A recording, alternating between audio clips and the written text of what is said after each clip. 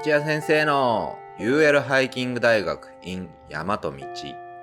講義5ハイカーの視点から見るストーブの変遷2限目アルコールストーブの UL 的進化の過程。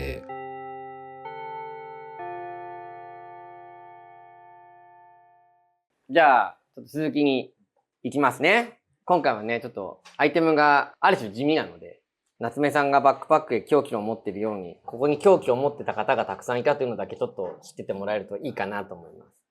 で、今その吸排気系、吸気口をつけてる酸素供給を非常に積極的に行って燃焼させるアルコールストーブっていうものもありますよ。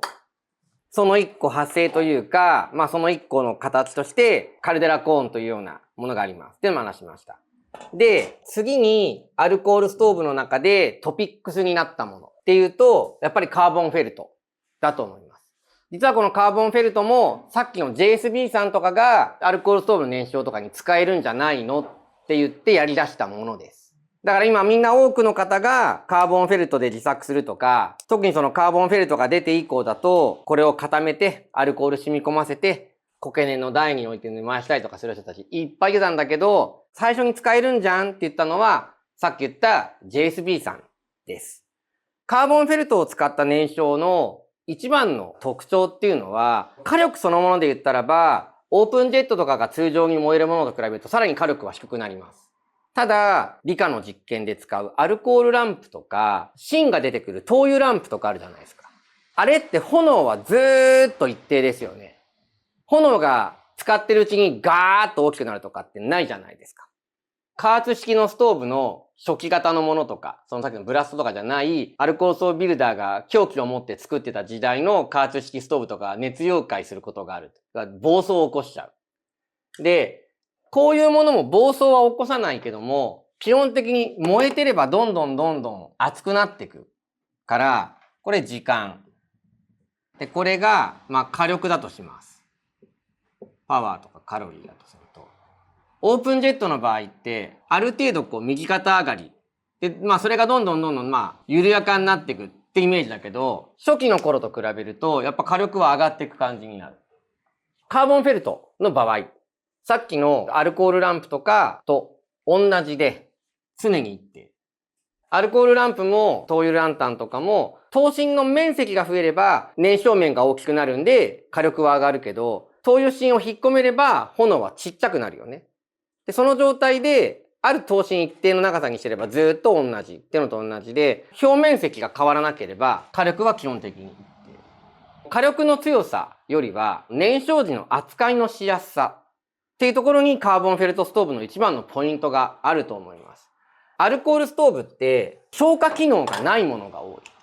唯一というか、トランギアは消火蓋がデフォルトでついているので、これはストーブそのものに消火できますけど、後のストーブ実は消火させるのが難しいんですよね。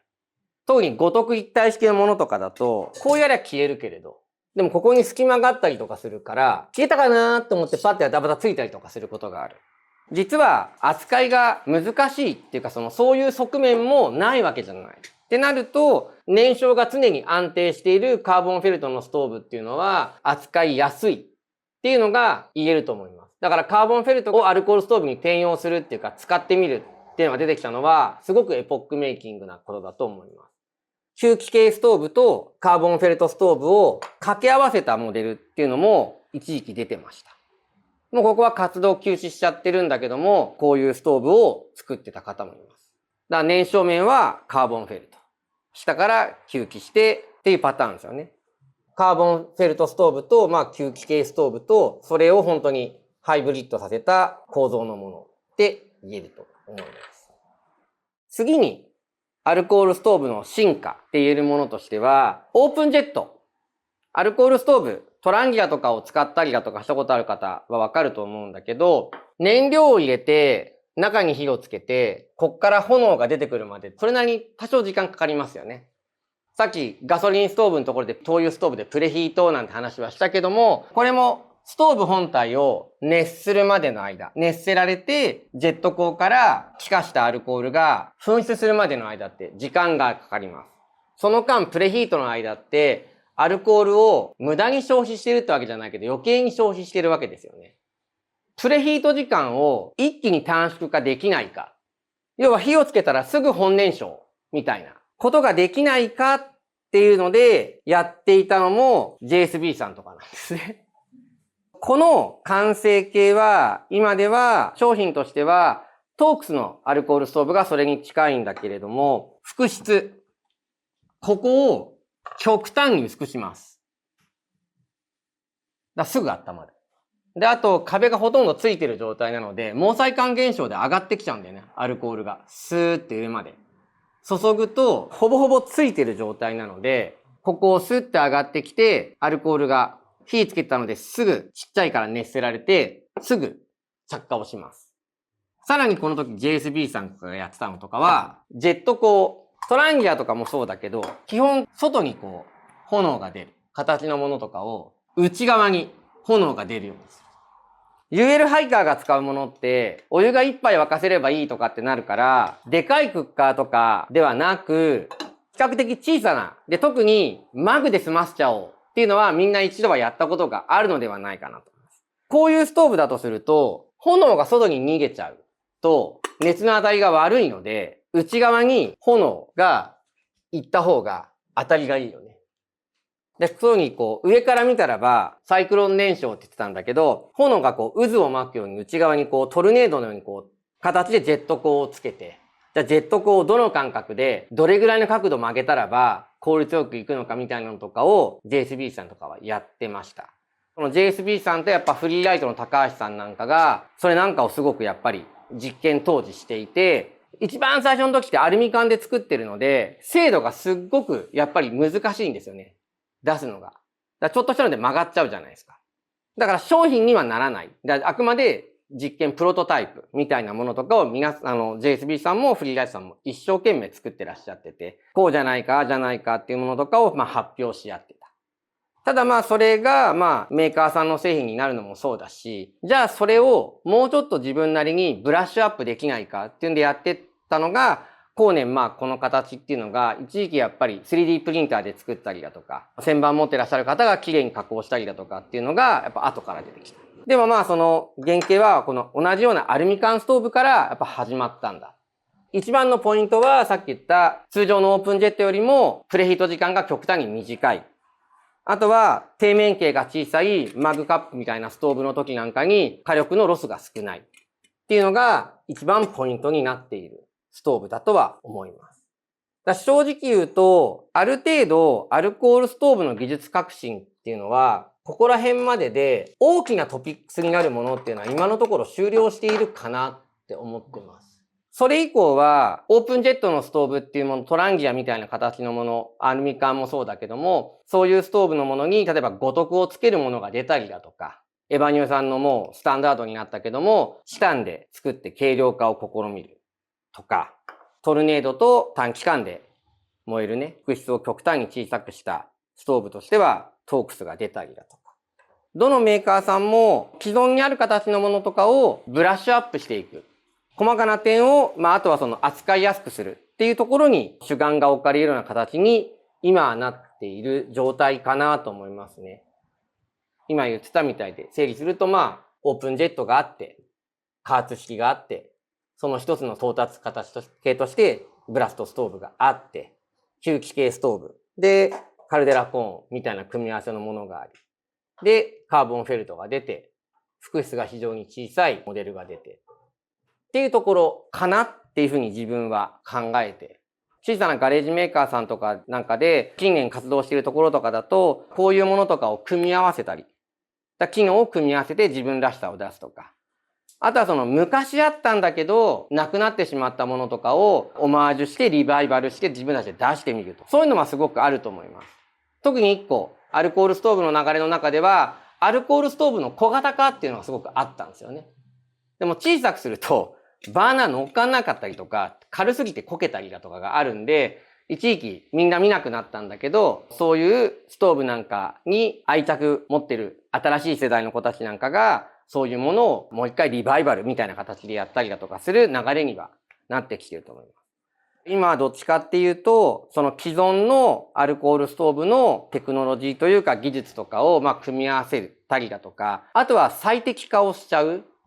で、その代表格がブルーノートストーブだと思います。エバニューさんの。これは 300cc のお湯が沸かせればそれでいい。で、その時にいかに燃費を上げるかっていうすごいニッチなところにフォーカスしています。300cc のお湯を沸かすためだけのストーブ。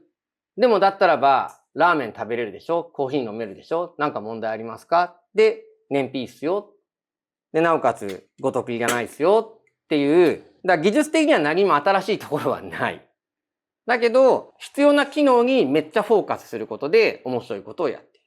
僕はこういった技術系のアイデアや知識がある人間ではないので、何かそういったテクノロジーのアルコールストーブの進化ってことで言うと、自分はなんだあれなんだけれども、できたらばそういう知識ある人たちなんかには、また新しいアルコールストーブのテクノロジーみたいなものっていうのは、これだけね、個人でやるガレージの人が増えたりだとか、特に今はいわゆる理系の知識を、専門知識をすごくちゃんと持っていらっしゃる方も増えているので、アルコールストーブに関して新しい技術革新が起きたらいいなっていうのは個人的にはすごく思ってます。やっぱりウルトラライトハイキング、ウルトラライトバックパッキングって僕らはそれを信じてこれが大きくなればって思ってはいるけれども、でもやっぱりどこかで本流に対するカウンターアクションであり、カウンターカルチャーであり、ニッチな要素があるからこそそこに面白さがある。そうにも信じてたりだとかするので、一つ象徴がアルコールストーブだなと僕は思っているので、そういったテクノロジーが出るのは面白いなと。で、あとはさっき言ったブルーノートストーブと同じような感じで、テクノロジーは新しくないんだけど、ご飯の炊飯に特化したアルコールストーブとかが出たらば、それはそれで面白いのかな。オート炊飯のためのアルコールストーブみたいな、そういう風な別の進化の系統っていうのもあるんじゃないかなっていうふうにアルコールストーブに関しては思っています。で、そしてもう一個。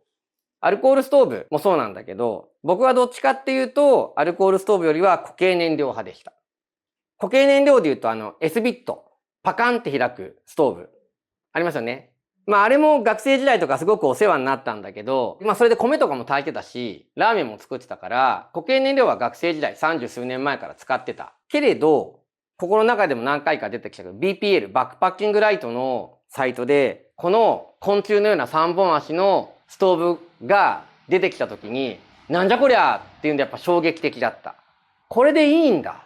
これ今でもね、S ビットとかから出てますけども、これは自分の中でウルトラライトを象徴する衝撃的な固形燃料の台座、固形燃料ストーブだと今でも思ってます。突っ込みどころはあるんですよ。かしめたところがバカになって外れてしまったらどうすんのとか、こういう小さな径のやつを乗せるときって、これがスコーンっていっちゃったりとか、こけるんですよ。大丈夫かなーって。こうやってやりながら大丈夫かなってやってたりだとかして、なんか動かしてっていうのもあるんで、突っ込みどころ満載なんだけど、やっぱ自分はこれとマグカップ、そうだ、スノーピークの450のこのマグでジョンミュアトレイルを歩いて、なんだいけんじゃんこれでって思ったんですよね。自分にとってその樽を知るっていう部分でガソリンストーブをいろんなものも使ってきたんだけど、最終これで足りるじゃんって思わせてくれたものだったりだとかするので、固形燃料には僕はすごく思い入れがあります。で、固形燃料って僕らの時代なんかだと、例えば米軍の放出品の固形燃料とかを使ってたりだとか、スイスメタって言われてるやつとか、あとは S ビットとかがメインでした。近年だとファイアードラゴンとかも出てますけども、固形燃料で言うと、スイスメタがメタアルデヒド。で、S ビットがトリオキサンっていうものを固形化しています。で、これがアルコール。同じ固形燃料って言われてても、中の材料がちょっと違います。アルコールストーブすす出ないじゃないですか。だからこっちすす出ないのはそういうことなんですね。でも、ファイアードラゴンってこの密閉した容器の中じゃないと、どんどん揮発してなくなっていっちゃう。だから実は扱いがちょっと面倒っちゃ面倒な部分もある。ゴミが出るとかね。だからこれパッケージ開けて持ってこうと思うと、密閉容器とかに入れなきゃいけないし、残ったものとかをどうしようっていうのもあるし、一個ずつじゃあこれで持ってくってなると、このゴミがずっと溜まっていくっていうのもあったりとかはします。で、その点、最終的にはこれもボロボロにはなっていくけども、空気中でやっぱりこれ剥いた状態でも管理がしやすいっていうのはやっぱ S ビットの特徴だし、火力もやっぱりグラム数で考えたらば、ファイヤードラゴンよりは S ビットの方が火力は強かったりとかする。でもススが出る。だからメリットデメリットがそれぞれ違ったりはしています。固形燃料に関して言うと、固形燃料を燃すだけなので、ぶっちゃけ何でもいいっちゃ何でもいいんですよね。ここら辺は全部固形燃料の台座があって、五徳があって、っていうモデル。これはただの本当に缶の蓋。これはこういう台座。これなんかは使ってた時は、固形燃料乗った時に、ここだと一番お皿についてる面って燃えないじゃないですか。でもこれなら全面4面燃えるからこっちの方がなんか熱効率いいんじゃねえか。大した違いもないんだけどね。なんかそういうのとかで、こういうのを使ってた時もありました。これはもう単純に歯間箔を組んで作った台座なので、これなんかは単純に軽いみたいな感じで使ってました。固形燃料に関して言うと、固形燃料の素材の話の方がでかくなっちゃったりとかするので、さっきの素材による差とかっていうのは、ケミカルなのが得意な方がいらっしゃったら本当にその方にすごく僕も教えを請いたいぐらいなので、そっちではなく、最後と言っちゃなんなんですけども、五徳の高さとか風貌の高さみたいな話を最後のトピックスにやっぱりしていきたいと思います。近年、すごく精力的に活動していらっしゃる燃焼器具系のビルダーの一人で、散歩ストーブさんっていらっしゃいますけれど、その彼の商品の中で、製品の中で、いわゆるワイヤーごとくとチタン風防と組み合わせて、アルコール乗っけて置いて、ごとくとこれで。こういうので高さが2種類出ています。お店でもあるんですけども、アルコールストーブと組み合わせたい。で、ちっちゃい方を持ってくる人がいる。これ使えないんですよ。アルコールストーブの、それぞれ違いは若干当然あるんだけど、多く市販されてたりだとか、自作するときに皆さんが使うアルコールストーブのジェット鋼の燃焼面の高さって実は結構似通ってるんですよね。この高さなんです。で、対して固形燃料の台座の位置って低いんですね。高さが違いますよね。燃焼面の高さが違うっていうことは、ここで起きた炎の一番熱い部分も違いますよね。よく炎、一番熱いのここって言うじゃないですか。よくろうそくだと、燃えてるろうそくの芯のところピュッてやって消せるのとかってあったりとかするんですよね。ここは持てるんですよ。持てるっていうか、ここはピュッてやれる。でもここが一番熱い。っていうことは、これが五徳だと、鍋位置ここに来ますよね。鍋の位置がここに来るのと一緒なんです。鍋底が。意味ないですよね。意味なくはないんだけど、効率がめっちゃ悪い。だから、湧かないになるんですよね。だから、高さが必要なんです。こういうふうに商品で高さがあるものって、一つはそういうふうに五徳なんかの場合は、仮にこういう V 字の五徳とか、今ちょっとね、作ってらっしゃる方ほとんどいないんであれなんですけども、自作するときなんかも、こういうふうに五徳の高低差がある場合って、非常に低いアルコールストーブを作るならば別なんですけども、逆にそのすっごい低い薄いアルコールストーブとか以外は、こういう低い五徳って使えません。アルコールストーブでは。使えませんって言い切っちゃうんだけど、一般なんか相当な工夫をしない限り使えないので、使えないと考えてた方がいいって思うといいと思います。逆に固形燃料の時にあまりにも高い五徳を持ってきちゃうと、炎が当たらないからダメだよねっていうのとかわかるよね。燃焼面の高さっていったものとかも見てもらうと、燃料が違うっていうことだけじゃ実はないんだっていうものはちょっと分かっていただけるのかなって思います。こういう五徳以外に風貌も実はそうだったりとかします。風貌も高低差があったりとかするんだけど、これ自分のやつなので、結構この組み合わせで使うことも自分あるんですよ。ですが、これは風貌としてはやっぱりパーフェクトではない。風貌ってやっぱり全部を追うこの状態がやっぱりいいんですよ。さっき言った風貌っていうと、バーナーの炎を消さないっていうイメージがあるんだけど、バーナーの炎を消さないだけじゃなくって、熱をいかにロスがなく伝えるかがすごく重要なものだと思います。ガソリンストーブ、火力めっちゃ強いってさっき言いましたよね。一番最初の時に。火力が強いんだけど、MSR のガソリンストーブにもついてるんですよ、風貌は。ズバリ、消えるかどうかじゃなくって、熱効率を上げるためだよね。それこそ補給が効かないようなところ、極地とか高標高のところとかに行ってる時なんかに燃料を無駄にしたくないから風防を使う。だから実は風防はそういう側面が非常に強い。だからカルデラコーンみたいなこういう形状のものが生まれたって考えると、これってやっぱり使える場所っていうのが限られてくる。だからダメなんじゃなくて、自分もこれは好きで使ってるんだけれど、この構造だと限界があるんだ。で、今この話をしたのっていうのは、風防を別途で自分で自作したりだとかするときに、鍋がどこまで入るのか。例えば、こうやったときに、これで使うとします。この風防だったらば、ある程度鍋底の下3分の1ぐらいが覆えるんですよ。ここまでではないにせよ、これだったらば、ぴったりにしちゃうと、さっき言った不完全燃焼起きちゃうから、なるべくここ狭くして、熱に入れないようにして、でも上のところからはちょっとこう、空気出るようにして、ちゃんと吸排気が起こるような状態にしてあげれば、これすごくいい状態。だからこれだと、やっぱ高さ違うよね。どっちがベターですかって言ったら、こっちがベターなんだよね。同じ使うにしても、じゃあ風防っていうか、まあそういうものの高さがこうに変化であるとすると、どれを選びますかいうのが、ハイカーの自分の選び方というか、が出てくると思います。じゃあこれがいいんじゃないのって言われても、さっきみたいに1個にしか合わない。みんなスタッキング大好きでしょ？どうやって持ってくってなるじゃん。ああ、こっちの方がいいのかってなるんだけど、こっちだったらば、中に綺麗に収まるよねとか、ギリギリの高さだったらこれも綺麗に収まるよね。でもこれだったら高さ入んない。さあどうするみたいなところ。その選択の面白さがいっぱいあるんだろうし、こういう風にビルダーとして活動する人もいると思うんだよね。だから、散歩さんなんかも、風防も作ってるし、これも作ってるんですよ。だから、これがベストではなくて、割り切っちゃえばこういう考え方もできるよね。シチュエーションによってはこれもありだよね。でも、やっぱりきちんとした深さのある風防っていうのは絶対に必要だよね。だからついついこう、道具を選ぶときって、どれが一番いいのか。で、実際ある意味メーカーさんって自分たちが信じる一番いいものを作るっていうところだと思うんだよね。自分たちが信じてる一番いいもの、自分たちが使いたいものっていうものを作るってところにこうフォーカスを当てていく作業だと思うんですけども。もちろんメーカーの直販店として自分たちが信じるものをもちろん提案をしていくことは大事なんだけど、今の風防とか五徳の高さの話でもあるように、唯一無二の正解がない。ただ僕はこれがいいと思います。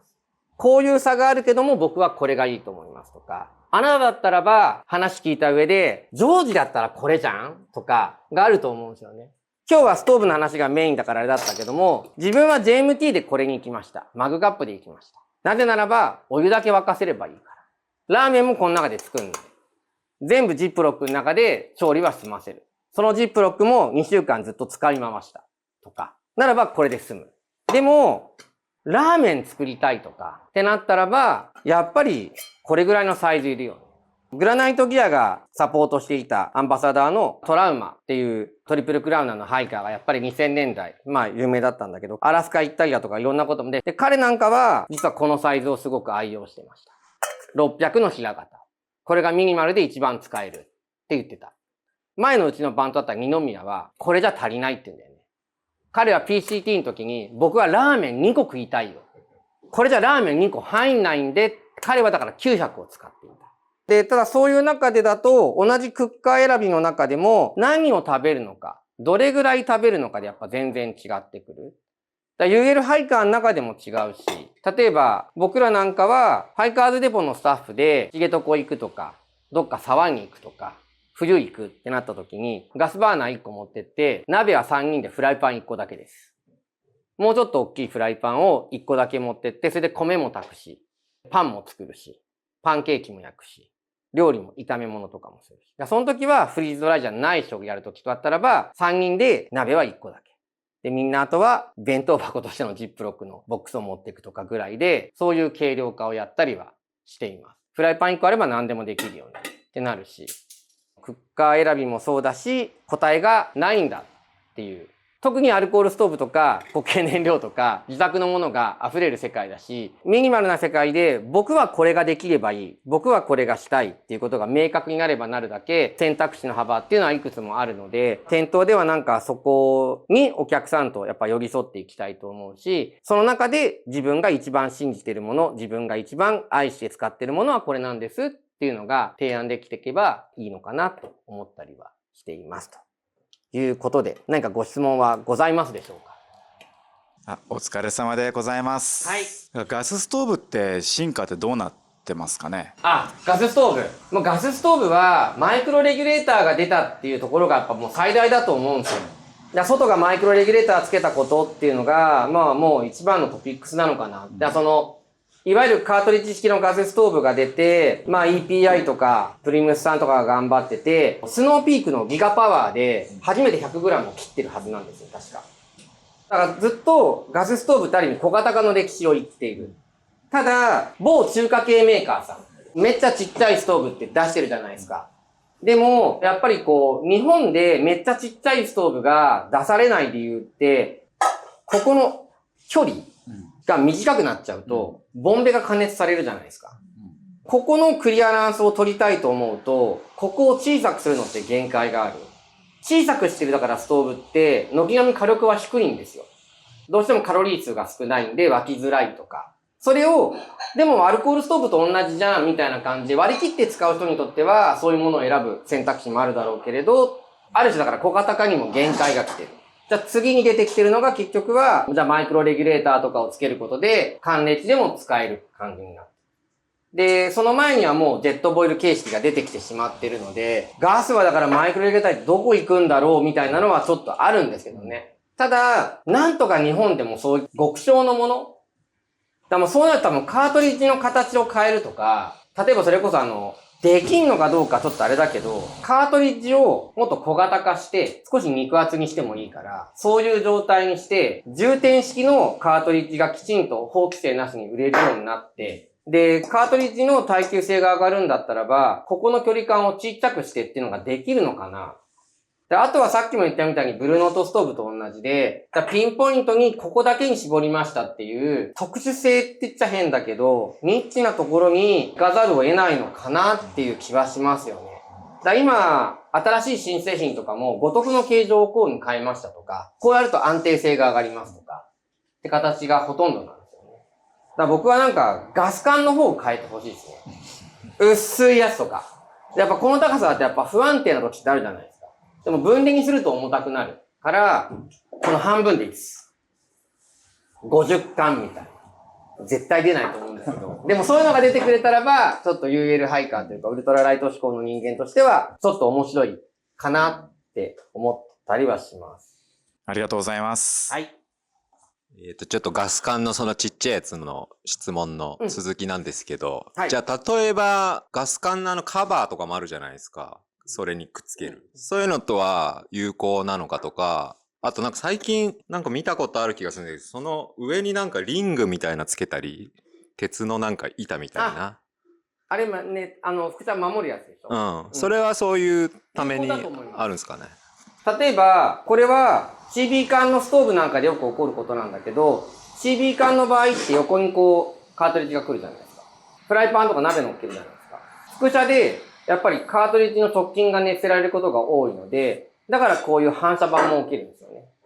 こういう。低い、もしガスヘッドが出た時に、ここのところにその反射板としての何かをつけるっていうのは有効だとは思います。で、いわゆるカートリッジカバーに関して言うと、あれは同じように断熱材を使うってことで言ったら、それは有効な解決方法に一個なるのかもしれないんだけど、現状今出ているもの、ネオクレーンだったりだとか、個人の作家さんがフェルトとかで作っていただいているものとかっていうのは、基本的にはカートリッジが気化熱で冷えない。使用時に、やっぱどんどんカートリッジが気化熱で熱奪われて冷えていっちゃうと、どうしても弱くなっちゃうのって皆さん冬使ってて経験あると思うんですよね。特に容量少なくなると。で、あれを防ぐためのものだから。ただ、これと同じで、それやるとだいぶ変わってくんじゃないかなと思いますね。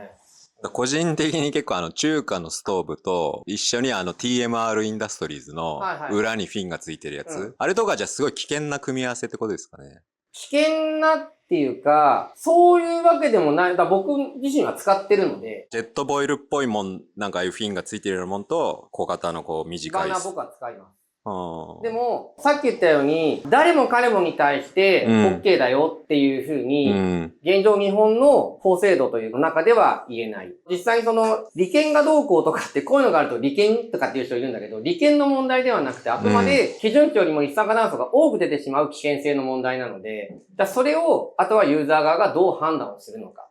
てことだと思うんですよね。ネット上をググれば、使ってる人はいっぱい出てると思うんですよ。で、レビューもいっぱいある。で、その中には危険性について触れているものもちゃんとある。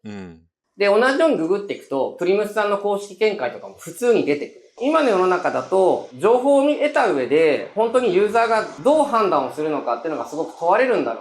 うな。で、だからといって、じゃあその中華系ストーブなんかを買うなとかっていうわけでもないし、実際買えるわけだし。さっきのユーザーの選択に最初はなるんじゃないのかなとは思い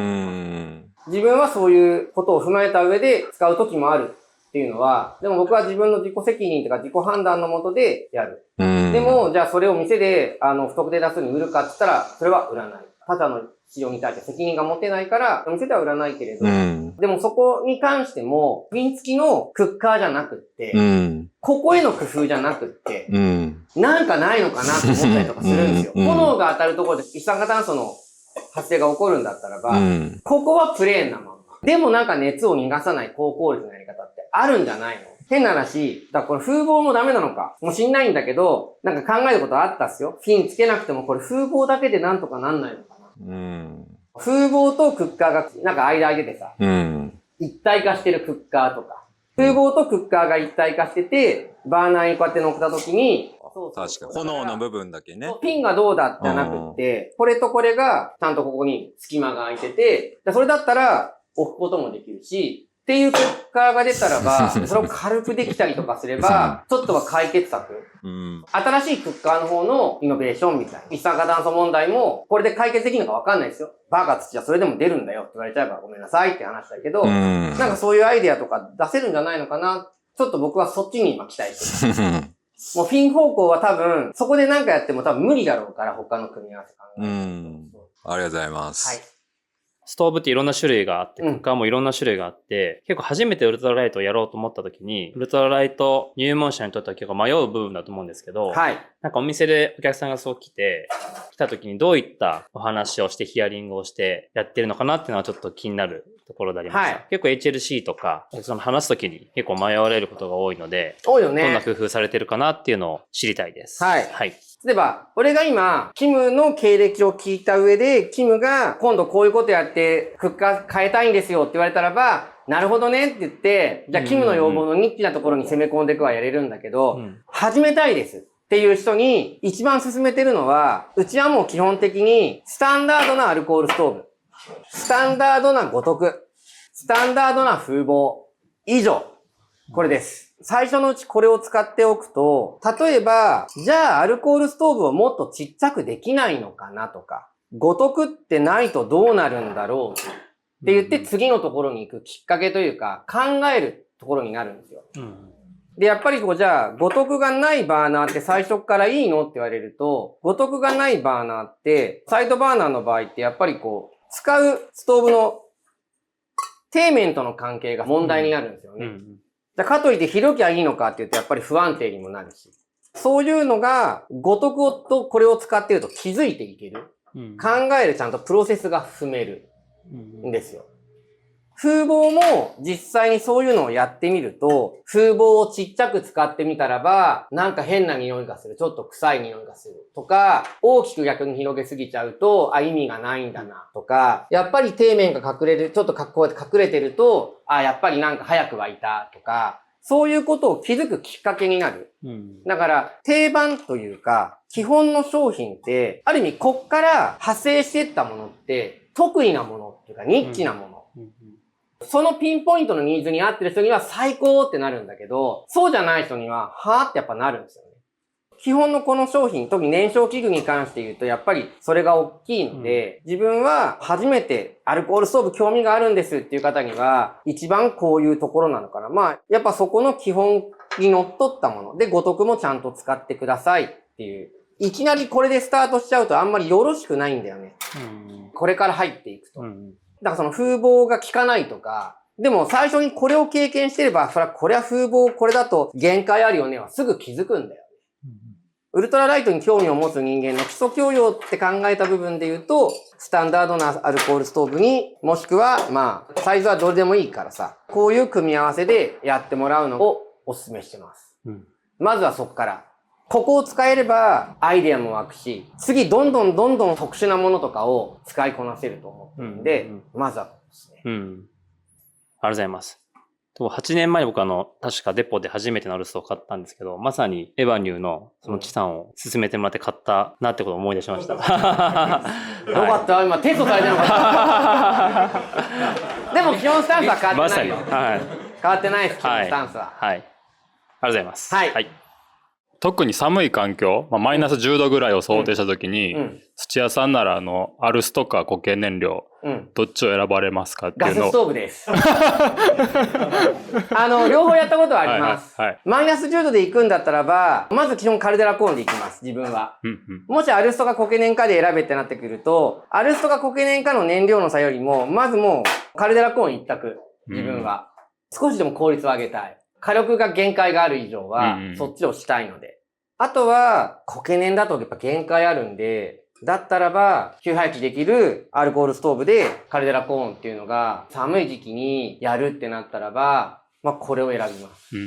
やっぱり火力の限界があるから、もうそこはもう構造でいくしかないっていうことですよね。もう行くしかないって感じですね。もしくは僕は使ってないけども、アルコールストーブで行くんだったらば、フィーガイさんのブラストみたいなものっていうのが一つ答えにはなってくると思うんですよね。僕がアルコールストーブで好きなのって構造がシンプルっていうところが好きだったりはやっぱするので、自分の個人的な選択って考えると、なるべくシンプルなものに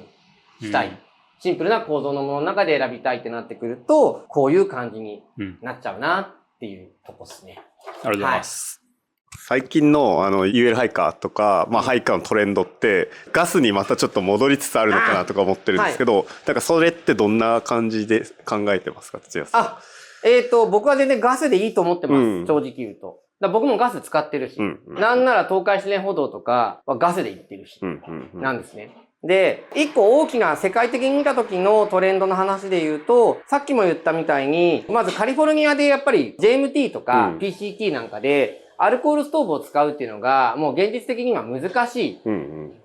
そのレギュレーションの問題で。多分、そうするとガス一択だから、そうするとだからアメリカのシーンの中で言うと、長距離ハイカーのメイントレンドはもうガス一択なんだよね。で、東海岸とか、例えばバーモントロングトレイルとか、ちょっとそことは違うところとかで、カリッカリな UL ハイカーとか固形燃とかを使ったりだとかはしているけれども、今アメリカに関して言うと、多分アルコールストーブっていうのは、ほぼほぼハイカーのトレンドから言うと、かなり外れてしまったとは思います。日本の場合も、アルコールストーブの可能性を追求してたビルダーの方たちっていうのが、やっぱり僕なんかよりもちょっと上の世代だったりだとかっていうのもあって、やっぱり若い世代のビルダーさんもいたけれども、今日本のインディペンデントなメーカーさん、ガレージメーカーさんって俗に言われるところの方たちとかは、やっぱり布物の方に目線がいってるとは思うんですよね。世界的にもやっぱり新しいものっていうよりは、既存のものをまたどういうふうにブラッシュアップというか、どう見せるかで、生地のプリントとか、柄だとかのバリエーションみたいなものとかに、わっ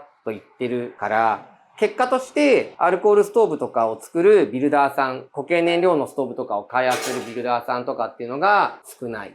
そうなると、やっぱりだと思う。あと、これって愛せないと無理っていうのがあったりとかじゃないですか。例えばさっきの、大丈夫かなで、やるよりはパンと置きたいよね。